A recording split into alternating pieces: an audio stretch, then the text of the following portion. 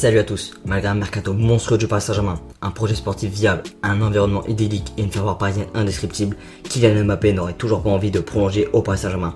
Le joueur français ne veut pas prolonger au PSG, le quitter cet été on ne sait pas, mais prolonger c'est sûr. Je ne m'appuie pas sur la faute de Thibaut Vizarian, un Marseillais qui profite du PSG pour monter en audience et qui a annoncé que l'OM allait se faire racheter par des Saoudiens. Non, il faut juste réfléchir. Aucun média fiable et réputé évoque un retournement de situation dans le dossier Kylian Mbappé. Selon la Cadena Ser, le Real serait prêt à faire une offre de 120 millions d'euros pour l'attaquant international tricolore. Le joueur pourrait éclaircir son avenir en parlant lundi selon le média espagnol. Question que je me pose, pourquoi Mbappé ne veut pas plonger? Il a voulu les garanties sportives, il les a. Un projet sportif viable et un environnement idyllique, il l'a. Que veut Mbappé?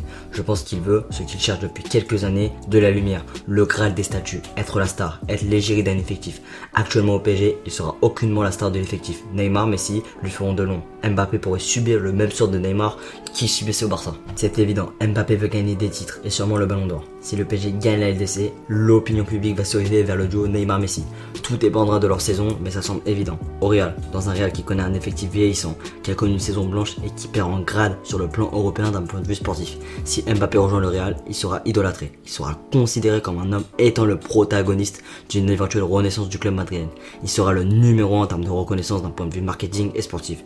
Le Real tournera autour de lui comme CR7 à l'époque. Mais alors, pourquoi Mbappé ne quitte pas le PSG cet été? Je pense que le Real n'est pas dans une posture très idéale d'un point de vue financier et sportif. De plus, je connais peu de joueurs ayant fait la préparation avec le PSG, revenir 4 jours à l'avance sur sa date initiale de retour et présenter les maillots domicile et extérieur et partir quelques semaines après. Je pense que c'est un pur avis. Mbappé veut kiffer cette saison, vivre cette saison comme un défi de haut niveau, tout rafler avec le PSG et partir libre avec la conscience tranquille.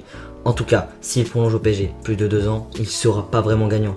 Quand tu es engagé avec le PSG, tu es vraiment engagé jusqu'au bout. Demandez cela à Zlatan, Neymar, Thiago Silva, Adrien Rabiot et j'en passe. Je pense que Mbappé aura peur de son avenir s'il prolonge au PSG. Bon, je vais pas tout dévoiler, mais voilà mon idée globalement sur son cas. S'il part, ça ne fera rien. Le club l'a remplacé par Lionel Messi. S'il reste, je serai content, mais je veux qu'il reste avec envie de gagner des trophées avec le club. Sinon, qu'il signale son départ de suite et qu'il fasse le forcing. Et surtout, qu'il nous dise la vérité. À nous, aux supporters, qu'il est le montant. Bon, passons au sujet de son éventuel successeur. Pour moi, il ne devrait pas quitter le PSG cet été, pour les raisons que j'ai dévoilées tout à l'heure. On parlerait d'actuellement un départ l'année prochaine, l'été prochain, libre, et d'une éventuelle arrivée de CR7 libre au PSG. Est-ce qu'une arrivée de CR7 pour remplacer Mbappé serait une bonne idée? Mbappé est l'un des meilleurs joueurs du monde à 22 ans et qui a encore une belle marge de progression à remplir.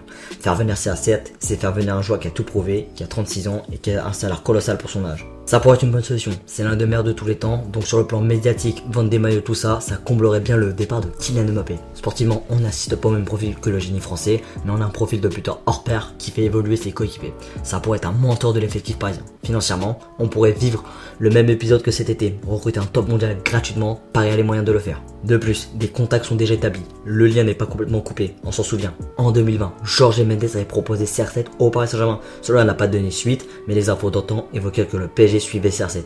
Le club n'a jamais caché son envie de ramener soit CR7 ou Messi. Ils ont fait Messi, pourquoi pas CR7 demain? Après, tu vises plus l'idée du marketing que l'avenir avec le joueur. J'opterais plus pour un Erling Haaland, un jeune qui terrorise les défenses adverses et qui fait trembler les filets quasiment tous les matchs. Jeune hyper précoce dans la plus grande des compétitions européennes, la Ligue des Champions.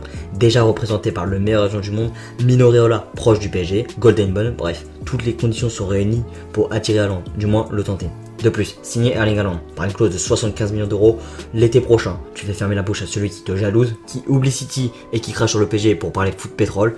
Tu fais par l'Europe et tu assures l'avenir. Et voilà, c'est la fin de cette vidéo. Si elle t'a plu, lâche un pouce bleu et partage-la à tes amis. Commente si tu en avais à donner sur la vidéo ou sur le sujet. Et moi je te dis à très vite pour une prochaine vidéo. Allez, ciao ciao.